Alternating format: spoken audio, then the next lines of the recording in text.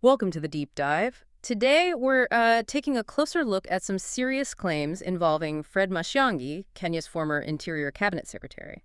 That's right. We're basing this mostly on a recent NTV Kenya murder tapes episode, The Butchers of Nakuru, 1, and also a statement that came out from what's called the Matiangi Secretariat. Yeah, so our main goal here is to sort of unpack whether that NTV episode really captured Matiangi's actions and words accurately. And also to look into the history, the allegations about human rights issues during his time in office. Exactly. And there's one specific statement he made about human rights that's really become a flashpoint, so we want to understand the context around that, too. It's interesting how one piece of journalism, like this murder tape show, can certainly bring all this back into the spotlight, isn't it? It really can. So NTV focused on the Maraba killings, 4 young men executed in Nakuru, a really disturbing case. Very. And NTV's claim was pretty bold. They said the episode laid bare the lies told by police about how those men died. And Matiangi was the Interior CS then, right? Yeah. So ultimately in charge of security. Precisely. His role, what he knew, it all comes under scrutiny. The report mentioned him introducing a new police commander for Nakuru, Peter Monzo. Right, but the real controversy seems to stem from that public comment NTV highlighted. Yeah, the transcript they used showed him apparently quite directly telling cameras he shouldn't be told anything about human rights. That's quite a statement for an interior minister. It's understandable why it's caused such a stir. It definitely has. Which brings us to the response from the Matiangi Secretariat. Okay, so what did they say? Well, they pushed back hard. They put out a statement saying that the specific quote, the one aired in the documentary, taken out of context. Out of context. And they went further, asserting that Matiangi actually is a great believer of human rights and the rule of law. So a completely different picture. Wow, yeah. That's a direct contradiction. One side presents it as arrogant dismissal, the other as a firm commitment. It's a stark contrast. So the NTV report didn't just focus on that one statement, though. It hinted at a broader pattern during his time as Interior Secretary. That's right. It sort of used this incident as a lens, but pointed towards wider historical allegations of human rights issues. Okay, so let's maybe unpack that a bit. What's the bigger picture here? Well, if you connect the Nakuru incident to the broader context, you find quite a few historical claims. Allegations of police brutality being pretty widespread, actions seen as suppressing civil liberties, and even suggestions that court orders were sometimes ignored. Okay. Are there specific examples? A major one that often comes up is the 2020 Law Society of Kenya petition. That wasn't minor. It was a formal legal challenge against Matiangi and others, including some in the current government, actually. And what was that about? It cited widespread police brutality during the enforcement of the COVID-19 curfews. Ah, the curfews. I remember those being very strict. Extremely.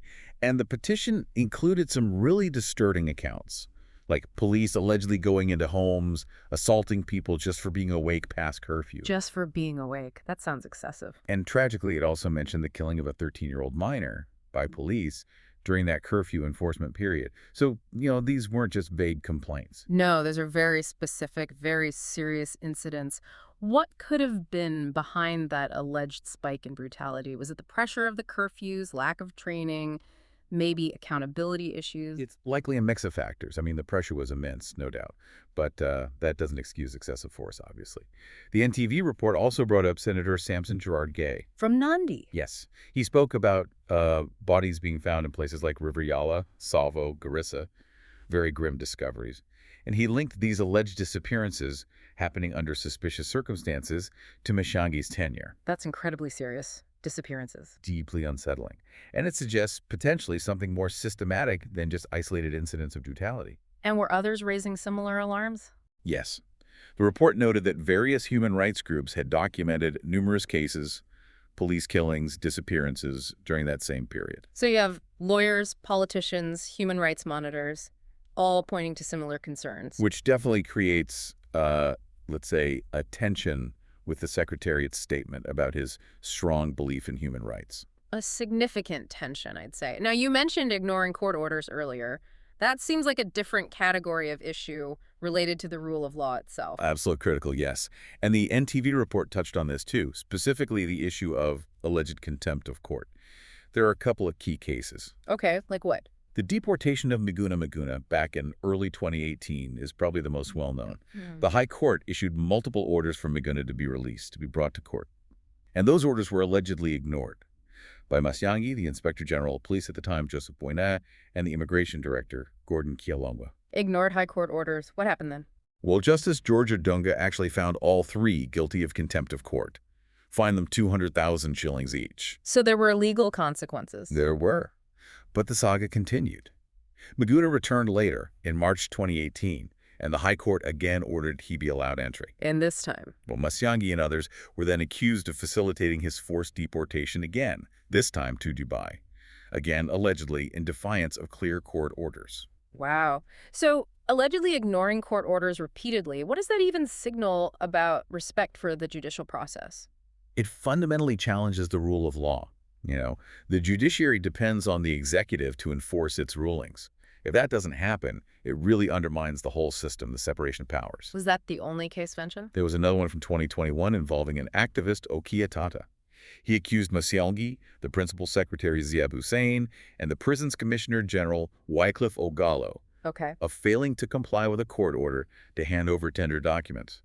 It was about a big contract, like a 1 billion shilling deal for number plates. And they didn't provide the documents. The court gave them 7 days, apparently. But Kata claimed they didn't comply, and he actually sought to have them jailed for contempt. So multiple instances where contempt of court was alleged or even found? It seems to be part of the broader picture presented in these sources, yeah. Okay, so let's try and sort of synthesize this. We have NTV presenting Matiangi's human rights statement as arrogant, potentially linking it to the Nakuru killings and this wider history. Right, framing it as indicative of a certain attitude. Then you have the Matiangi secretariat saying, no, that quote was totally out of context. He believes in human rights and the rule of law. A complete rebuttal. But then we layer on these documented historical allegations. Police brutality during curfews, the LSK petition, the disappearances mentioned by Senator Gay, reports from human rights groups. And these court cases. The Miguna saga, the tender documents case, findings and accusations of contempt. It creates a really conflicting narrative, doesn't it? The Secretariat's denial about the NTV quote seems strong, but how do you weigh that against all these other documented issues? That's the core difficulty, isn't it? And it raises questions about the NTV portrayal, too. Why did they choose that specific clip? Was there more to the statement that might have changed the meaning? Could the context they omitted actually support the Secretariat's claim? It's possible. Without the full, unedited footage and context, it's hard for us, or you, the listener, to judge definitively. News reporting always involves selection, focusing on sound bites. Sometimes that clarifies, sometimes maybe it obscures nuance. So it really highlights the need for critical viewing or critical reading of these reports. Absolutely. So, summing up this deep dive then, the sources show this real tension. The murder tapes brought Matiangi's record, especially that human rights comment, back into sharp focus. A focus that his team strongly disputes, particularly regarding the context of his words. But that NTV report also sits alongside this significant history of allegations, serious human rights concerns during his tenure, questions about police conduct, and these specific legal battles over contempt of court. Yeah, and the key takeaway for you listening is probably how tricky it is to get a complete picture when you have such conflicting accounts and serious claims flying around. You really have to weigh different sources, the media reports, the official responses, the documented history from rights groups and courts. This whole situation really demonstrates that balancing act, Yeah. between national security needs, fundamental human rights, and the absolute necessity of the rule of law. It's a constant tension. Which leaves us with a final question to think about, really. When you consider everything we've touched on the NTV report, the Secretariat's counterclaims, the historical allegations, the court issues, what does it actually mean for someone in public office to truly uphold human rights and the rule of law? Not just say they do, but genuinely practice it. And maybe just as importantly, what systems, what mechanisms really need to be in place to make sure there's accountability when those principles are allegedly violated, as these sources suggest might have happened here. It's a fundamental question about power, justice, and accountability, something definitely worth reflecting on.